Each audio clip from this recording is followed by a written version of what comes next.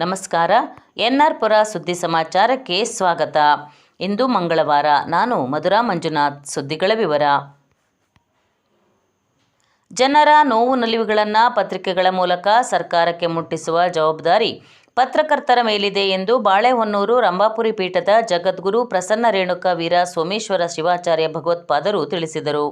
ಅವರು ಭಾನುವಾರ ಬಾಳೆಹೊನ್ನೂರಿನ ವಿದ್ಯಾಗಣಪತಿ ಸಮುದಾಯ ಭವನದಲ್ಲಿ ನಡೆದ ತಾಲೂಕು ಪತ್ರಕರ್ತರ ಸಂಘದ ಪತ್ರಿಕಾ ದಿನಾಚರಣೆ ಹಾಗೂ ನೂತನವಾಗಿ ಬಾಳೆಹೊನ್ನೂರಿನಲ್ಲಿ ನಿರ್ಮಿಸಲಿರುವ ಸಮುದಾಯ ಭವನದ ಶಂಕುಸ್ಥಾಪನೆ ಸಮಾರಂಭದ ದಿವ್ಯ ಸಾನ್ನಿಧ್ಯ ವಹಿಸಿ ಮಾತನಾಡಿದರು. ಪತ್ರಿಕಾ ರಂಗವು ಪವಿತ್ರವಾದ ಕ್ಷೇತ್ರವಾಗಿದೆ.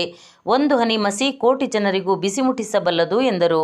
ಶಾಸಕ ಟಿ.ಡಿ. ರಾಜೇಗೌಡ ಸಮಾರಂಭ ಉದ್ಘಾಟಿಸಿ ಮಾತನಾಡಿ, ಯಾವುದೇ ಸರ್ಕಾರವು ಜನರಿಗೆ ಮೂಲಭೂತ ಸೌಕರ್ಯ ನೀಡಲು ವಿಫಲವಾದರೆ ಪತ್ರಕರ್ತರು ತಮ್ಮ ಲೇಖನ ವರದಿಯ ಮೂಲಕ ಎಚ್ಚರಿಸಬೇಕು. ಪತ್ರಕರ್ತರ ಲೇಖನ ಖಡ್ಗಕ್ಕಿಂತ ಹರಿತವಾಗಿದೆ ಎಂದರು.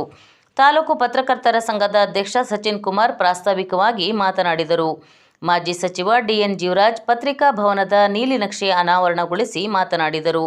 ಮುಖ್ಯ ಅತಿಥಿಯಾಗಿ ರಾಜ್ಯ ಅನಿವಾಸಿ ಭಾರತೀಯ ಕೋಶದ ಉಪಾಧ್ಯಕ್ಷೆ ಡಾಕ್ಟರ್ ಆರತಿ ಕೃಷ್ಣ, ಭದ್ರಾ ಕಾಡಾ ನಿಗಮದ ಅಧ್ಯಕ್ಷ doctor KP. Anshumanth, B. Kanabur ಗ್ರಾಮ ಪಂಚಾಯಿತಿ ಅಧ್ಯಕ್ಷ ರವಿಚಂದ್ರ, ಅಮ್ಮ ಫೌಂಡೇಶನ್ ಅಧ್ಯಕ್ಷ ಸುಧಾಕರ್ ಶೆಟ್ಟಿ ಮಾತನಾಡಿದರು.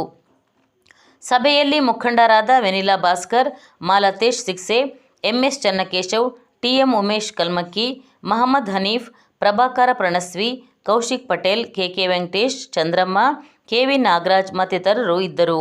ಇದೇ ಸಂದರ್ಭದಲ್ಲಿ ದಿವಂಗತ ಬಿ.ಎಸ್. ಸುಧಾಕರ್ ರಾವ್ ಸ್ಮರಣಾರ್ಥ ನೀಡುವ ಹಿರಿಯ ಪತ್ರಕರ್ತ ಪ್ರಶಸ್ತಿಯನ್ನು ಪ್ರವೀಣ್ ಕುಮಾರ್ ಅವರಿಗೆ ನೀಡಿ ಗೌರವಿಸಲಾಯಿತು.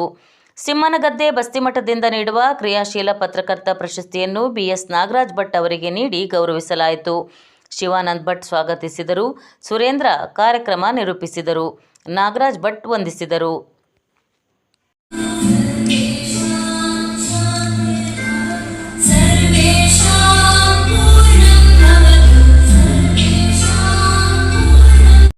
ಸಂಪೂರ್ಣವಾಗಿ ಇಲ್ಲಿ ವ್ಯವಸ್ಥೆ ಮಾಡಿರ್ತಕ್ಕಂಥದ್ದು ಶ್ರೀಯುತ ವಿಶ್ವನಾಥ್ ಮೇಲ್ಪಾಲ್, ಶಿಕ್ಷಕರು, ಸರ್ಕಾರಿ ಪ್ರೌಢಶಾಲೆ ಮೇಲ್ಪಾಲ್.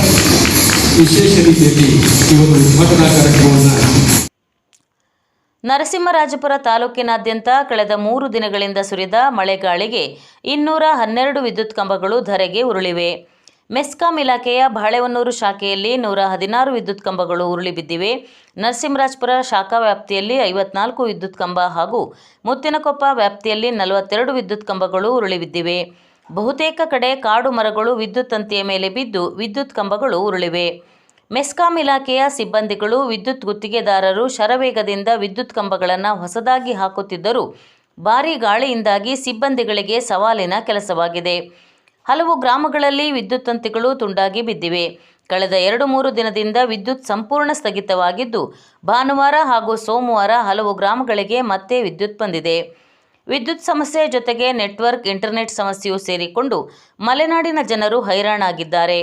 ವಿದ್ಯುತ್ ಕೈಕೊಟ್ಟಾಗ ಕುಡಿಯುವ ನೀರಿನ ಸಮಸ್ಯೆಯೂ ಎದುರಾಗುತ್ತಿದೆ. ಅತಿಯಾದ ಮಳೆಯಿಂದ ಜನರಿಗೆ ತೊಂದರೆಯಾಗುತ್ತಿದೆ. ಸಮಸ್ಯೆಗಳು ಬಂದಾಗ ದಿಟ್ಟತನದಿಂದ ಎದುರಿಸಬೇಕು ಎಂದು ಧರ್ಮಸ್ಥಳ ಗ್ರಾಮಾಭಿವೃದ್ಧಿ ಯೋಜನೆಯ ಜಿಲ್ಲಾ ಜನಜಾಗೃತಿ ವೇದಿಕೆ ಸದಸ್ಯೆ ಭಾಗ್ಯ ನಂಜುಂಡಸ್ವಾಮಿ ತಿಳಿಸಿದರು. ಅವರು ಭಾನುವಾರ ಪಟ್ಟಣದ ಹಿಳುವಳ್ಳಿಯ ಸಾಧನ ಜ್ಞಾನ ವಿಕಾಸ ಕೇಂದ್ರದ ಆಶ್ರಯದಲ್ಲಿ ನಡೆದ ಮಾಸಿಕ ಸಭೆಯಲ್ಲಿ ಸಂಪನ್ಮೂಲ ವ್ಯಕ್ತಿಯಾಗಿ ಮಹಿಳೆ ಮತ್ತು ಕುಟುಂಬ ಎಂಬ ವಿಚಾರವಾಗಿ ಉಪನ್ಯಾಸ ನೀಡಿದರು. ಮಾತೃಶ್ರೀ ಹೇಮಾವತಿ ಅಮ್ಮನವರ ಕನಸಿನ ಕೂಸಾದ ಜ್ಞಾನ ವಿಕಾಸ ಕೇಂದ್ರವು ಮಹಿಳೆಯರಿಗೆ ಜ್ಞಾನವನ್ನು ಹಂಚುವುದರೊಂದಿಗೆ ಸ್ವಾವಲಂಬಿ ಬದುಕನ್ನು ರೂಪಿಸಿಕೊಳ್ಳಲು ಸಹಕಾರಿಯಾಗಿದೆ. ಮಹಿಳೆಯರು ತಮ್ಮ ಬಿಡುವಿನ ವೇಳೆಯಲ್ಲಿ ಕಾಲವ್ಯಯ ಮಾಡದೆ ಯಾವುದಾದರೊಂದು ಉತ್ತಮ ಹವ್ಯಾಸ ಬೆಳೆಸಿಕೊಳ್ಳಬೇಕು ಎಂದು ಸಲಹೆ ನೀಡಿದರು. ಜ್ಞಾನ ವಿಕಾಸ ಸಮನ್ವಯಾಧಿಕಾರಿ ಉಷಾ ಮಾತನಾಡಿದರು.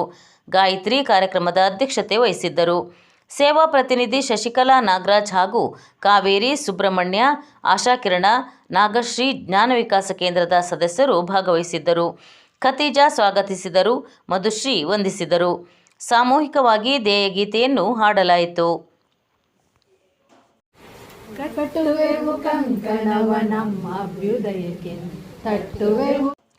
ಕಾಡಾನೆಯ ದಾಳಿಯಿಂದ ನರಸಿಂಹರಾಜಪುರ ತಾಲೂಕಿನಲ್ಲಿ 5 ಜನ ಮುಗ್ಧ ರೈತರು ಈಗಾಗಲೇ ಬಲಿಯಾಗಿದ್ದಾರೆ.